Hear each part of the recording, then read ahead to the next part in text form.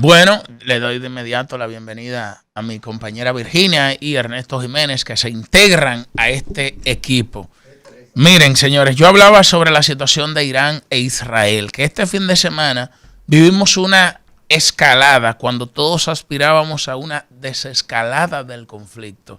Y en el día de ayer, otra ola de ataques contra infraestructura de las fuerzas Kurd, que es la inteligencia militar iraní, fue perpetrado por Israel, que apunta de alguna manera a intentar destruir la capacidad militar, la capacidad tecnológica de Irán, que se ha constituido, aunque no así oficialmente, pero Irán es una potencia nuclear y siempre se ha temido que Irán pueda desarrollar toda una infraestructura nuclear que pueda poner en peligro a esa región y en peligro al mundo. Desde el año 2017, Estados Unidos intentó negociar un acuerdo para la reducción de la capacidad nuclear de Irán. E Irán lo había suscrito. Eso se hizo bajo el gobierno del presidente Barack Obama. Pero luego, Trump, cuando asume la presidencia de la República, su primer mandato, rompe ese acuerdo. Luego regresa ahora, sale de una mesa, pero de manera destemplada, dejó a todos los iraníes en la mesa de la negociación. Y ahora regresa e intenta de alguna manera que Irán pueda reducir su infraestructura nuclear. Y estas son de las cosas que se están viendo en este momento, porque Israel, diríamos que cumple esa misión, no actúa oficialmente bajo el auspicio de los Estados Unidos, pero todos sabemos que es su principal aliado regional. Pero lo dejo ahí, ¿verdad? Porque hermano, totalmente de acuerdo con ese análisis. Es difícil pensar, es difícil concebir que Israel va a tomar medidas tan temerarias, históricas, de ataques directos a centrales nucleares y energéticas iraníes, a grandes líderes y altos mandos del ejército. Inclusive se habla que andan detrás de la cabeza del líder máximo, el Ayatollah Yamenei. Es difícil pensar que todo eso va a suceder sin la anuencia o el conocimiento mínimo de los Estados Unidos de América, principal aliado del Estado hebreo, del Estado judío, un enclave de democracia, un enclave de desarrollo en una región que ha estado históricamente, por lo menos en los últimos 400 años, plagada de conflictos y de autocracias. Es la única democracia funcional en este momento de Oriente Medio y es el aliado occidental más importante, el aliado de Occidente, más importante en este momento. Yo sí lamento, desde un plano de vista ya quizá más humano, sin tomar banderías ni posturas, el derramamiento de sangre inocente de lado y lado. Misiles desde Irán, más de 600 misiles disparados en 3 días y más de 500 drones disparados en 3 días por parte de Irán contra Israel, y las toneladas de bombas de la aviación israelí contra Irán, y ni hablar de Gaza y contra Hezbollah en Líbano, han dejado un saldo de decenas de miles de muertos, dentro de los cuales muchos miles son niños. Entonces, yo lamento terriblemente esta orgía de sangre, pero dentro del plano geopolítico, estos son vistos como pérdidas colaterales, en un lenguaje técnico que deshumaniza. Evidentemente, lo más hay muchas historias detrás de esas pérdidas colaterales. Todos acusan al otro de ser el instigador inicial de la revuelta. Los iraníes tienen una retórica que acusa a Israel. Israel tiene una retórica que acusa a Irán, pero al final del día, la mayoría de los platos rotos y de los muertos los pagan inocentes que no tienen que ver en este conflicto, Virginia. Muy buenos días, feliz lunes a todas las personas que nos escuchan. Efectivamente, quiero resaltar que la Organización Internacional de Temas Nucleares condenó el ataque que hizo Israel a Irán, porque hay acuerdos internacionales que establecen, que no permiten que se ataquen centrales nucleares, porque el accidente y la radiación que puede generar, pues, ¿verdad? Sabemos lo catastrófico que puede ser y lo fuera de control. Y que Israel en este momento o en estos últimos meses, ha estado bombardeando no solo a Gaza, con más de 50,000 civiles fallecidos, cifra oficial, se estima que es mucho mayor, sino que también ha estado bombardeando al Líbano, al Siria, y ahora eso se suma Irán. Efectivamente, con el apoyo directo o indirecto de los Estados Unidos, y que lo que está pasando en el Medio Oriente pone en riesgo la estabilidad global. Yo leí en estos días un artículo de opinión en el periódico The Guardian de Inglaterra, que decía que la principal amenaza global en este momento ya no es el cambio climático, que ha sido durante las últimas décadas el principal riesgo de un futuro catastrófico para la humanidad.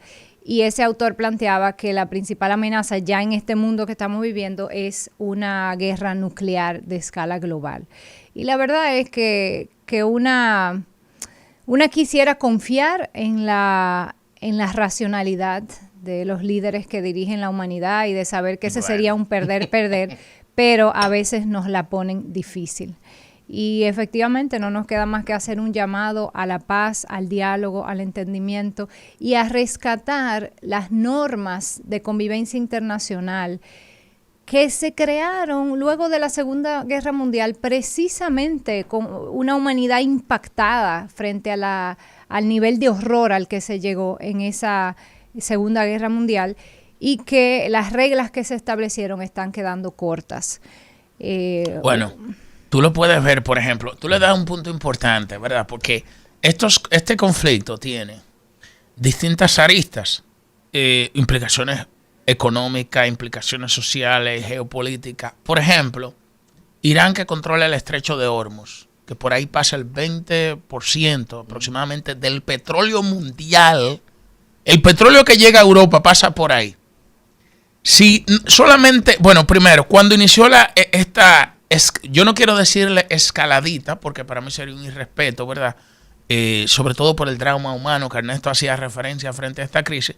Pero cuando inició esta escalada de los conflictos, el precio del barril del petróleo se incrementó en un 5%. Pero si ahora se cierra el estrecho de Hormuz, que lo controla Irán, que es un espacio geográfico pequeño, pero que está en poder de Irán, señores, estamos hablando de que por ahí circula más del 20% del petróleo mundial, lo que significa que los precios del petróleo, que había toda una estrategia geopolítica impulsada por Estados Unidos para disminuirlo, para de esa manera debilitar a Rusia, que es una potencia petrolera, pero si eso se dispara, entonces estamos hablando de que en esta policrisis que vive el mundo, donde se conjugan distintas crisis, se agravaría aún más la crisis económica, con economías que en el mundo, la gran mayoría han tenido una revisión hacia la baja en su tasa de crecimiento económico. Eso es, con los precios del barril del petróleo relativamente estable. Imagínense ahora lo que esto pudiera significar. Pero cada actor tiene su aliado aquí, porque Irán actúa, por ejemplo, a través de los hutíes, Irán actúa a través de Hezbollah, Irán actúa a través de Hamas, actúa a través de distintas milicias, que para mí el grave peligro de todo esto son esas consecuencias que pueden vivir democracias que están muy lejas de estos conflictos, pero que lamentablemente por ese drama que se vive ahí y ese manejo tan irresponsable de esa situación geopolítica, pudieran pagar los platos rotos. Y para mí eso sería catastrófico. Yo espero que la paz yo sé que es muy abstracto hablar de paz, yo sé que en geopolítica se analizan los intereses crudos de las grandes potencias, más allá del deber ser. La geopolítica es una ciencia cruda de la realidad.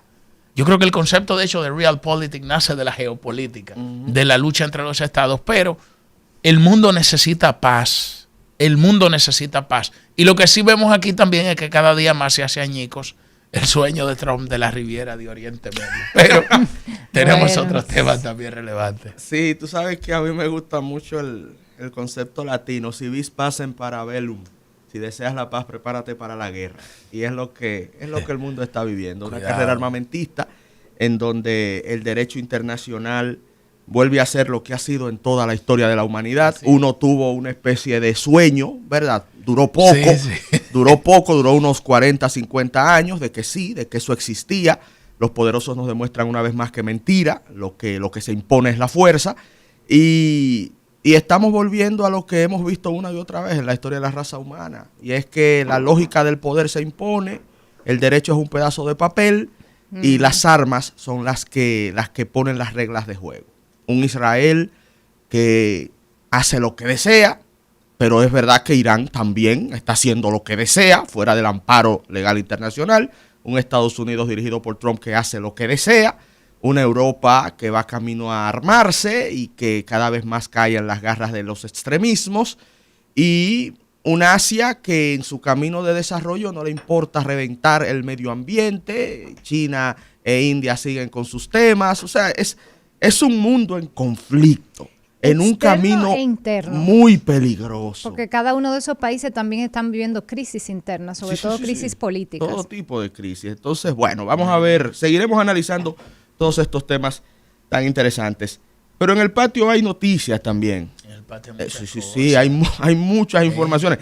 A nivel político se están calentando las cosas. Yo vi, sí, hermano, yo vi por ahí unos apoyos a la alcaldesa Carolina Mejía.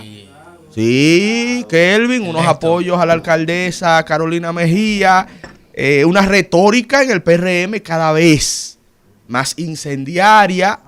Vi al amigo Wellington Arnaud también en una entrevista así. Pero vi como acabando con las encuestas. Como que lo quieren invisibilizar, sí. Es lo que decía el amigo Wellington Arnaud. Según él, las encuestas o algunas de las encuestas más recientemente publicadas no lo están tomando en cuenta.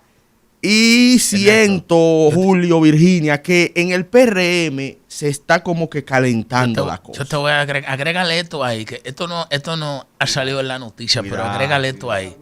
Yo tropecé este fin de semana con un amigo que está muy vinculado al proyecto de Yayo.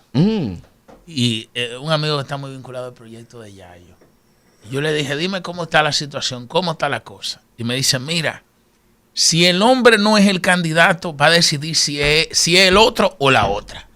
Y yo digo, hey, que si el hombre no es el candidato, él es el que va a decidir quién lo va a hacer. Yo dije, bueno, si las cosas son así, no, que el hombre está fuerte. De hecho, anunciaron unos apoyos ahora. Un ex senador y una diputada anunció su apoyo. Sí. Eduardo San Lobatón. Sí, y yo digo, ven acá, pero por todos lados, aquí estamos viendo de que están ciertamente exhibiendo sus músculos. Y mira, yo te voy a decir una cosa. El presidente Abinader, jugando su rol neutral, que eso es un desafío grandísimo, porque lo de la neutralidad es muy bonito en el papel. El papel lo aguanta todo. La neutralidad, todo eso es como tan... La neutralidad es como... O sea, usted es un líder político, y su partido, que usted comanda, ¿verdad? Usted es el presidente del país. Entonces usted va a jugar un rol de árbitro. Usted va a decir, no, que los acontecimientos sucedan. Usted va a dejar que su propio curso, destino, que su futuro, que su poder dependa del azar. Dependa del azar. De lo que pase, yo no haré nada. Teniendo la sartén por el mango, yo no voy a hacer nada. Claro, eso es difícil. Eso es difícil, pero vamos a poner, como dicen los economistas, ceteris paribus, ¿verdad? Que todo permanezca constante y que Abinader juegue ese rol neutral. Ciertamente la balanza la pudiera inclinar Eduardo San Lobatón. Claro. La balanza la pudiera inclinar Eduardo San Lobatón porque David tiene algo muy positivo, el tema de las encuestas, la simpatía. Tiene algo muy positivo que es la simpatía. Ahora, desde que el mundo es mundo, desde que yo tengo uso de razón, estoy escuchando de que la política, la simpatía no son votos. Y que hay que traducir la simpatía en votos. Eso yo lo tengo escuchando desde que yo tengo uso de conciencia en política. Y creo que el esfuerzo de David va en esa dirección, de articular un equipo político que transforme la simpatía en votos. En el caso de Carolina Mejía, se da lo contrario. Carolina Mejía, hacia afuera, no tiene ese posicionamiento que tiene, por ejemplo, el ministro de Turismo, David Collado, pero Carolina es una leona. Carolina tiene una estructura política importante al interior del PRM, que está militando constantemente.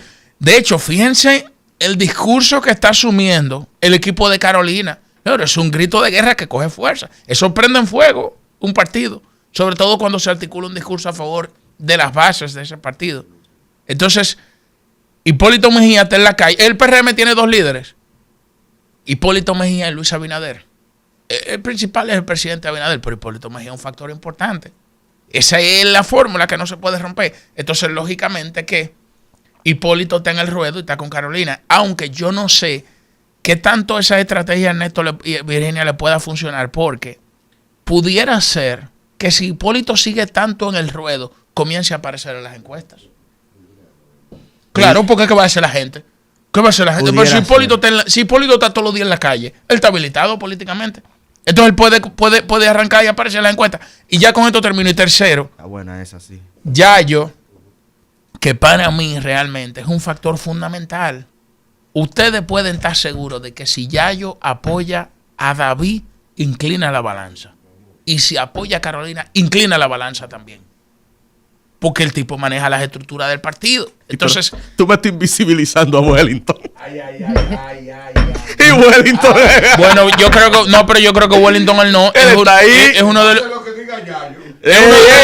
No, pero yo creo que eso no se oyó, Joel, ¿verdad? Wellington es de los que tiene mayor proyección hacia el futuro. Pero realmente, cuando tú hablas, o sea, realmente frente a David Collado, frente a Carolina Mejía, frente al propio Eduardo San Lobatón, diríamos que él es un liderazgo emergente, pero la realidad es que no es que las encuestas los están invisibilizando, sino que es lo que marca. Sino que es una figura que no lo veo, por lo menos con el peso político para manejar una candidatura al interno del PRM. En este momento la política da mucha sorpresa, pero no lo veo así realmente, no que lo estoy invisibilizando. ¿Qué tú piensas, Virginia? Yo pienso que faltan 3 años para las elecciones y puede pasar cualquier cosa.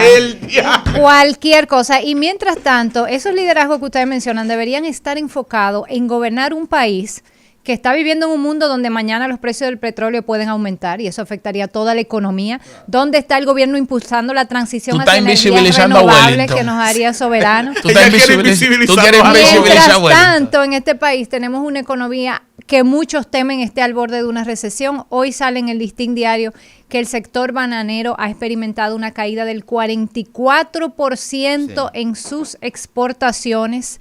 Y están con el grito al cielo, como se dice popularmente, pidiéndole a este gobierno, que lo que está es en este tipo de politiquería, que busque una solución. Entonces, eso es lo que yo creo, que mejor se enfocan en gobernar porque son muchos los problemas que está sufriendo el pueblo dominicano. ¿Tú consideras a destiempo, Virginia, esta miríada de aspiraciones que van surgiendo?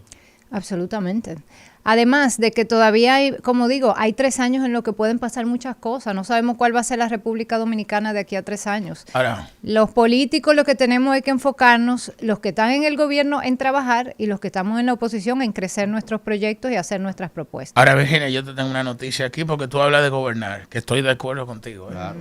Pero el Diario Libre, que es el periódico predilecto de nuestro coordinador, recoge una primera plana del día de hoy, que yo no sé por qué no la tiró la primera plana.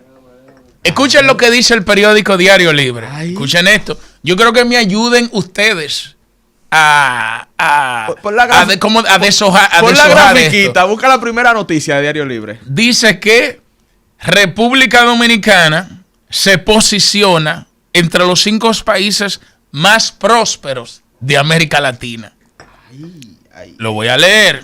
En un entorno regional y global marcado por la desaceleración económica y la incertidumbre financiera, República Dominicana ha logrado avanzar posiciones en el más reciente índice de prosperidad de las Naciones Unidas, el índice de prosperidad que prepara el Banco Mundial y el Programa Nacional de las Naciones Unidas. Y en este índice el país ocupa el 5º lugar entre 23 naciones de la región, con una puntuación de 37,4% sobre 100, según el índice elaborado por el PNUD. Solo Chile, Uruguay, Panamá y Argentina superan a República Dominicana, que aparece por encima. A mí me gustaría ver los criterios de este índice de prosperidad de la Naciones Unidas. Y yo me pregunto, ¿próspero para quién? ¿Próspero para quiénes? Eso es lo que quiero saber, porque si la prosperidad es caminar en las calles, por ejemplo, acceder a un transporte público de calidad. Yo entiendo eso como prosperidad. Claro. Si aquí tuviéramos un transporte público de calidad, yo viniera en metro para acá. Es más, si aquí tuviéramos una ruta, si el peatón, y perdónenme la expresión mañanera, no fuera un perro en este país, yo viniera en bicicleta.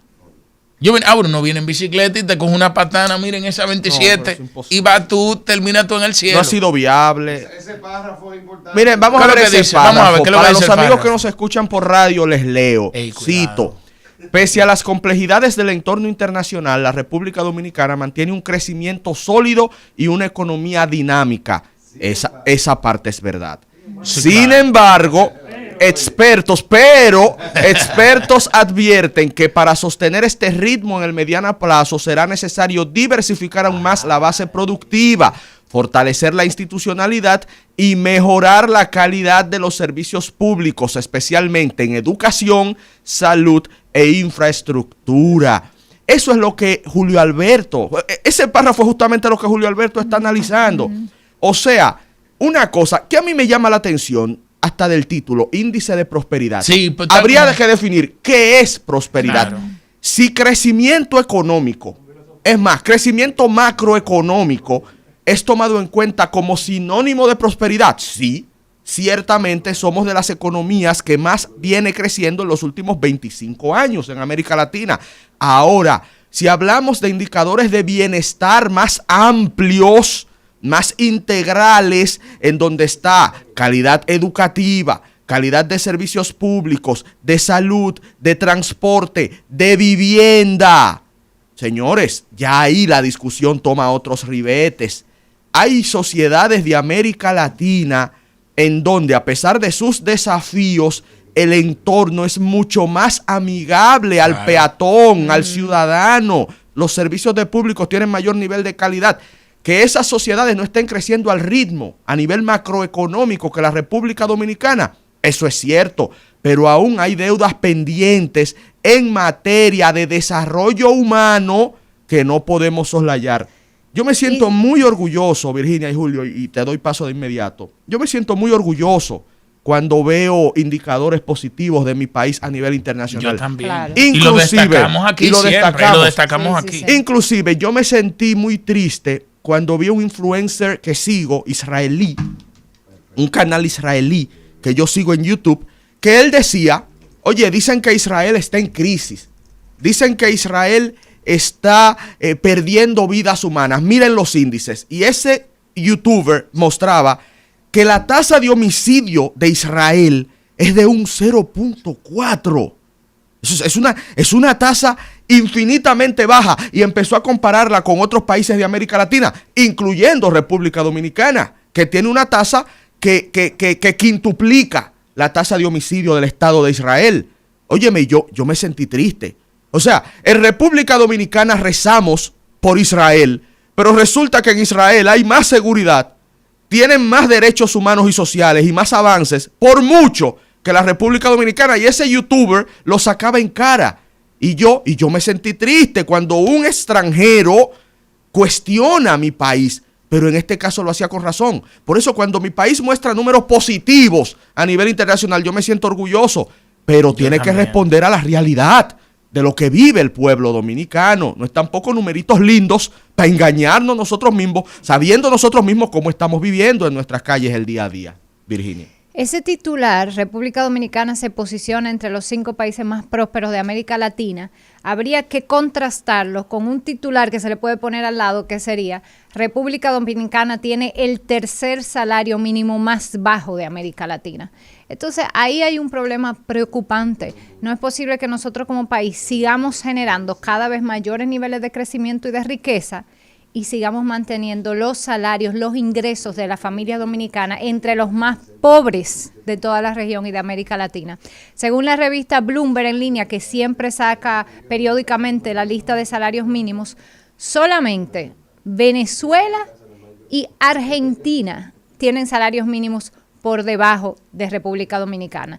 El salario mínimo de República Dominicana es más bajito que el de Brasil, que el de Perú, que el de Colombia, que el de Panamá, que el de Honduras, que el de Bolivia, El Salvador, Paraguay, México, Guatemala, Ecuador, Chile, Uruguay y Costa Rica, que tiene el mejor salario mínimo de esos países de América Latina, siendo un país con mucha similitud, si se quiere, a la República Dominicana, y que en muchos aspectos la economía dominicana se puede decir que es más, ha tenido más éxito que la costarricense en términos monetarios. Sin embargo, en términos de ingresos de las familias, Costa Rica está mucho mejor. Entonces, y también en términos de desarrollo humano. Y de desarrollo humano, de educación, de salud. Entonces, atención, el éxito de la República Dominicana tiene que empezar a medirse por el bienestar de las familias que somos el pueblo dominicano. Luego de la pausa, conversaremos con Celso Juan Marrancini. Atención, plato fuerte del rumbo de la mañana.